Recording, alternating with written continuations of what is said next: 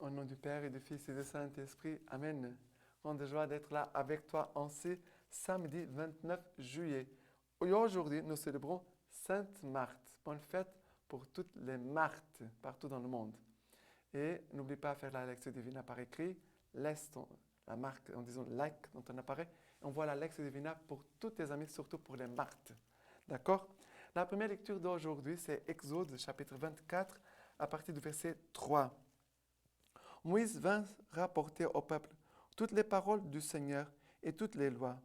Et tout le peuple répondit d'une seule voix et dirent, toutes les paroles que le Seigneur a prononcées, nous les mettrons en pratique. Moïse mit par écrit toutes les paroles du Seigneur. Puis, se levant de bon matin, il bâtit un autel au bas de la montagne et 12 stèles pour les 12 tribus d'Israël. Puis, il envoya des jeunes Israélites offrirent des holocaustes et immolaient au Seigneur des jeunes taureaux en sacrifice de communion. Moïse prit la moitié du sang et la mit dans des bassins, et l'autre moitié du sang, il la répandit sur l'autel. Il prit le livre de l'Alliance et il en fit la lecture au peuple qui déclara, tout ce que le Seigneur a dit, nous le ferons et nous y obéirons. Moïse, ayant pris le sang, le répandit sur le peuple et dit, ceci est le sang de l'alliance que le Seigneur a conclu avec nous, avec vous, moyennant toutes les clauses. Alors, ici, nous voyons la conclusion de l'alliance dans ce chapitre 24. Qu'est-ce qui se passe? Maintenant, Dieu s'est déjà engagé avec le peuple plusieurs fois. Et maintenant, c'est Moïse qui va transmettre au peuple toutes les paroles du Seigneur, toutes ses lois. Il est en train de communiquer au peuple les commandements. Et qu'est-ce qui se passe? Le peuple va répondre. Toutes les paroles que le Seigneur a prononcées, nous les mettrons en pratique. Moïse transmet la parole. Ils disent, nous, on va s'engager, on va le mettre en pratique. Qu'est-ce qui se passe? Moïse mit par écrit toutes les paroles du Seigneur. Puis, se levant le bon matin, il bâtit un autel au bas de la montagne et 12 stèles pour les 12 tribus d'Israël. Qu'est-ce que Moïse transmet? La parole de Dieu, les commandements, les lois. Le peuple s'engage et dit, le peuple dit, oui, on va le mettre en pratique. Nous voulons, voilà. Oui, côté de Dieu, oui, du côté du peuple. Hop. Et on va sceller l'alliance. Et Moïse va bâtir un autel, parce que l'autel, c'est pour les sacrifices. C'est quelque chose de visible pour nous montrer que Dieu il est avec nous. L'autel représente la présence de Dieu qui est là au milieu de nous, mais aussi les sacrifices qu'on offre à Dieu. Voilà, les sacrifices, c'est pour les sacrifices. Pour nous, les catholiques aujourd'hui, l'autel représente la présence de Dieu au milieu de nous. Ça veut dire Jésus-Christ qui est là, Jésus qui est le rocher sur lequel on peut s'appuyer. Mais aussi, c'est l'autel du sacrifice où Jésus s'offre aussi pour nous. Pour nous, ce n'est pas le sacrifice des taureaux, des agneaux. Non, c'est le sacrifice du Christ. Et après, ils vont prendre le sang aussi. Moïse prit la moitié du sang et l'a mis dans des bassins. Et l'autre moitié du sang, il l'a répandit sur l'autel. Voilà, c'était la façon de dire, voilà, cet autel est maintenant marqué par le sang, non pas de taureau, mais le sang de l'agneau Jésus-Christ. Le parallèle avec l'Eucharistie. Dans l'Eucharistie, il a le sang du Christ sur l'autel. Non pas répandu sur l'autel, mais il a le sang du Christ sur l'autel. Et aussi, il va dire, il l'a répandu sur l'autel. Voilà. Moïse va mettre par écrit les paroles, comme un contrat. Voilà. Après l'autel, les holocaustes, les sacrifices. Après le sang, ici. Et après, il prit le livre de l'Alliance et on fit la lecture au peuple qui déclara. Il va lire à nouveau le livre de l'Alliance et il dit, ceci est le sang de l'Alliance que le Seigneur a conclu avec vous, moyennant toutes ces clauses. Ça veut dire, cette alliance a été scellée par le sang de toutes ces victimes, mais notre alliance est établie avec le Seigneur, avec Dieu, par le sang de Jésus-Christ. Voilà. Et cette alliance, vraiment, elle est éternelle parce que personne ne peut casser les liens qui ont été établis entre Dieu et nous. Personne ne peut les casser. D'accord? Mais voilà que le Seigneur vraiment vient nous marquer avec sa parole, l'autel, les stèles. Les stèles, c'est aussi un signe pour marquer chaque tribu qui est là et qui aussi s'engage de façon personnelle après le sang des animaux et aussi la lecture de la loi et encore à nouveau le peuple qui va confirmer tout ce que le Seigneur a dit, nous le ferons et nous y obéirons. Là, le Seigneur parle et nous obéissons. On va obéir. D'accord? Très important. Maintenant, le psaume d'aujourd'hui, c'est le psaume 50 à partir du verset 1. Le Seigneur, le Dieu des dieux, Seigneur accuse. Il appelle la terre du levant au couchant. Depuis Sion, beauté parfaite, Dieu resplendit. Après le verset 5. Assemblez devant moi les miens, qui scellèrent mon alliance en sacrifiant. Les cieux annoncent sa justice. Dieu, c'est lui le juge. Verset 14, il dit, offre à Dieu un sacrifice d'action de grâce. Accomplis tes vœux pour le Très-Haut. Appelle-moi au jour de l'angoisse. Je t'affranchirai et tu me rendras gloire. Ici, offre à Dieu un sacrifice d'action de grâce. Ça, c'est quelque chose qu'on doit faire chaque jour.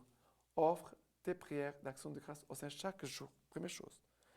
Accomplis tes vœux pour les Très-Hauts. Ça veut dire que tu as pris une décision par rapport au Seigneur. Déjà à cause de ton baptême, mais aussi à cause de la profession de foi, la confirmation. Tu t'es engagé avec le Seigneur. Et là, des engagements, nous avons pris avec le Seigneur. Alors, il faut accomplir. Sois fidèle. Après, le Seigneur dit, appelle-moi au jour de l'angoisse. Au jour où tu es angoissé, tu es troublé. Dieu dit, je t'affranchirai et tu me rendras gloire. Qu'est-ce que tous ces chemins, c'est pour que nous puissions glorifier le Seigneur. Glorifier le Seigneur, ça veut dire rendre le Seigneur présent. Dieu est invisible. Il est invisible. Mais par notre glorification, on rend Dieu présent là au milieu de nous. Vous savez, moi je ne parle pas avec le mur. Je ne parle pas avec le mur. Je parle avec quelqu'un. J'aime Dieu. Je n'aime pas une nuée, une énergie. J'aime une personne. C'est Dieu. Pour nous, catholiques, nous aimons une personne. Nous aimons Dieu. Nous n'aimons pas des énergies, des puissances. C'est la vie incarnée parce que le Christ a pris chair de la Vierge Marie, il est habité parmi nous, il reste encore avec nous comme il a promis. D'accord? Maintenant, l'évangile d'aujourd'hui, c'est Luc chapitre 10, à partir du verset 38. Comme il faisait route, il entra dans un village. Une femme nommée Marthe le reçut dans sa maison. Celle-ci avait une sœur appelée Marie qui, s'étant assise au pied du Seigneur, écoutait sa parole. Marthe, elle était absorbée par les multiples soins du service. Intervenante, elle dit, « Seigneur, cela ne te fait rien que ma sœur me laisse servir toute seule. Dis-lui donc de m'aider. » Mais le Seigneur lui répondit, « Marthe, Marthe, tu te soucies et t'agites pour beaucoup de choses. Pourtant, il en faut peu, une seule même. C'est Marie qui a choisi la meilleure part. Elle ne lui sera pas enlevée. » Qu'est-ce que Jésus est en train d'apprendre ici à Marthe? Jésus n'est pas contre Marthe, Jésus n'est pas contre le service. Mais il a deux services. Le service d'accueil du Seigneur, le service de la prière, le service d'écoute de l'Évangile. C'est un service. On rend service. Et aussi, il a des services de travail quotidien dans nos maisons, là où tu travailles, soit au champ, à la maison, dans une école. Voilà. le Seigneur, il nous parle que notre travail part de la prière. Ça veut dire, le point de départ, c'est la vie de prière. Et après, toutes nos actions adviennent à partir de la prière. Si on fait à l'inverse, ça veut dire que ton travail ne sera pas accompagné par l'esprit de prière. On prie pour que la prière, l'Esprit Saint, nous accompagne dans notre travail. C'est ça qu'on fait. On prie et on demande au Seigneur de nous bénir dans notre travail, de nous accompagner, de nous inspirer, de nous protéger dans notre travail. C'est ça que nous faisons. Et dans notre travail, nous sommes en train de glorifier Dieu, nous sommes en train de servir aussi Dieu. Notre façon de travailler, elle glorifie le Seigneur. Si on fait les choses n'importe comment, cela ne glorifie pas le Seigneur. Ce que nous faisons, nous devons le faire bien. Honorer aussi celui qui nous a demandé de travailler, qui va nous payer. On doit aussi honorer, d'être vrai, d'être des gens honnêtes. D'accord? Mais ici, Marthe va recevoir, Jésus va tirer les oreilles de Marthe pour lui dire, lui rappeler. Il dit, Jésus, pourtant il en faut peu. Marthe, tu t'agites pour beaucoup de choses. Pourtant, il en faut peu.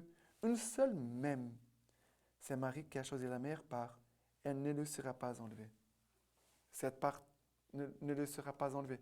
Mais d'autres parts pourront être enlevées. Et ici, Dieu vraiment veut que nous puissions les glorifier à partir de notre prière et en travaillant. Parce qu'on doit travailler comme nous prions. Si on prie mal, peut-être certainement on va travailler mal. Mais si nous prions bien, certainement on va aussi bien travailler. D'accord? Et maintenant, la lecture patristique d'aujourd'hui, homélie de Saint Augustin, nous dit ceci. Marthe et Marie étaient deux sœurs, proches non seulement par la chair, mais aussi par la foi.